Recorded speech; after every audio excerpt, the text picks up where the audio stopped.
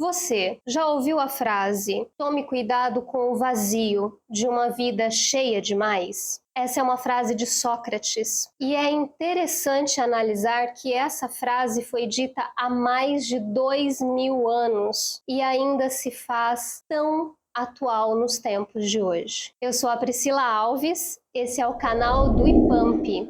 E estamos começando hoje a série Viver é Adoecer, onde falaremos sobre burnout, um quadro tão falado na nossa atualidade. Então aproveite, se você ainda não for inscrito, se inscreva, ative o sininho para receber as notificações e acompanhar os nossos conteúdos. Burnout, a junção de duas palavras inglesas, burn, que significa queima, e out, exterior, que sugere que a pessoa acometida pelo burnout se torna totalmente consumida. Há também referências a uma gíria inglesa que significa a pessoa que deixou de funcionar por total desgaste, por total falta de energia. De qualquer forma, as duas nomenclaturas trazem para gente uma explicação de desgaste, de consumo excessivo. Não há uma concordância ainda no mundo científico sobre por quem e quando foi utilizado pela primeira vez o termo. Mas quando pesquisamos, dois nomes sempre vêm à tona. O primeiro deles é o psicólogo Herbert Freudenberg, que em 1974 alertou a sociedade científica sobre um quadro que, para ele até então, acometia profissionais da saúde. Mas um segundo nome também vem à tona, o de Brindley, que em 1969 alertou sobre um quadro psicológico que estava afetando profissionais da área assistencial, um quadro que ele chamou de staff burnout. Mas afinal, tanto se fala e o que verdadeiramente é burnout? Vou trazer aqui para discutirmos duas explicações sobre o que é burnout. O primeiro é o do Ministério da Saúde. O nosso ministério diz que burnout é a síndrome do esgotamento profissional, um distúrbio emocional com sintomas de extrema exaustão e de esgotamento relacionado a condições de trabalho, sempre voltado para algo laboral. Já a OMS, a Organização Mundial da Saúde, trata como uma síndrome de estresse crônico no trabalho, que não foi devidamente tratado com êxito. E eu, como psicóloga, tenho que dizer que o enquadramento e a explicação da OMS retrata, para mim, muito mais o que é burnout. Prestem atenção que é exclusivo ao trabalho, à atividade laboral, apenas a este ambiente. Quando a OMS, em sua Assembleia de Aprovação da 11ª edição da CID, que é a Classificação Internacional das Doenças, ou também a Classificação Internacional de Doenças e Problemas de Saúde, uma vez que nem tudo que está dentro da CID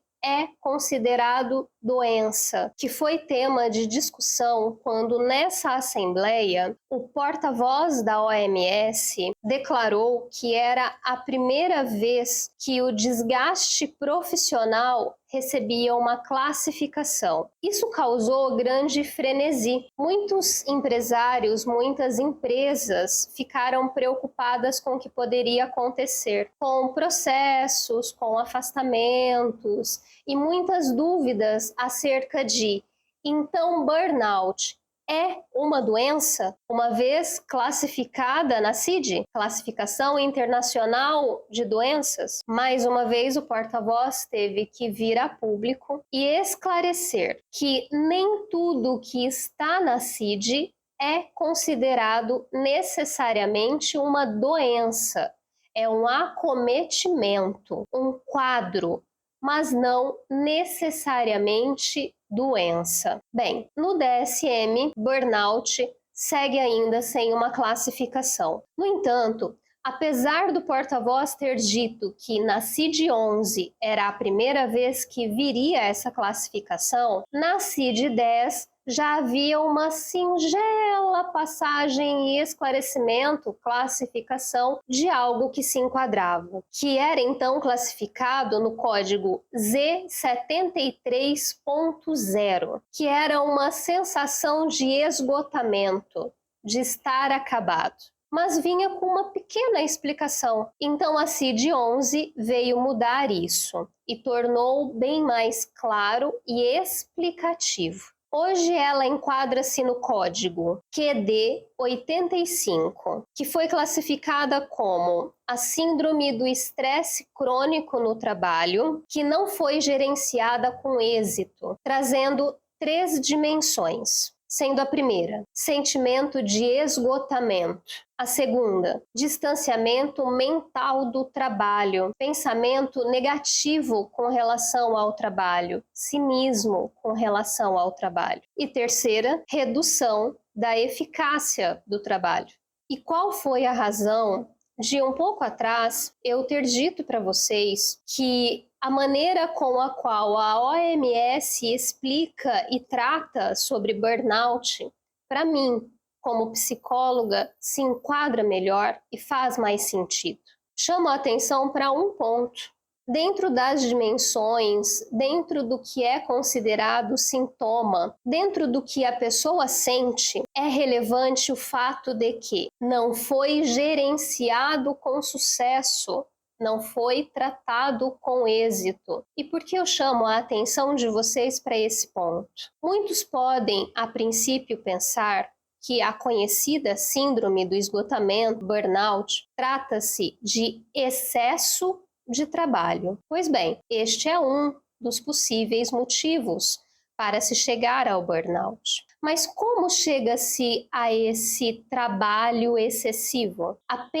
Digo apenas não por pouco, mas apenas pelo acúmulo? Pela quantidade exagerada de trabalho? Ou para como nós lidamos com o nosso trabalho? Como nós gerenciamos o nosso trabalho, o nosso lazer, a nossa vida de maneira geral. Entenda, vou dar um exemplo. Você não trabalha aos fins de semana, sábado e domingo são suas folgas. O quão você consegue se desligar do seu trabalho? O quanto você se dedica a outras atividades nesse momento vago com relação ao trabalho? Ou o seu sábado e o seu domingo são de pensamentos aprofundados com relação ao que você não conseguiu concluir e ao que você ainda terá que executar na segunda-feira? Como você lidar com os seus pensamentos e sentimentos com relação ao seu trabalho? Qual é a sua prioridade? Então, quando eu digo sobre o gerenciamento com êxito, digo, não apenas as empresas podem nos trazer um acúmulo, um excesso de trabalho, nós mesmos podemos trazer isso para nós, sem que venha das nossas empresas. Muitas vezes, traços de personalidade nos levam a isso. É possível que em alguns momentos nem haja acúmulo de trabalho, mas, por exemplo, o perfeccionismo pode me levar a um acúmulo. Como disse, alguns traços de personalidade. Então, volto a um tema já discutido aqui no canal. Como está o seu autoconhecimento? Como você lidar com o seu sentimento?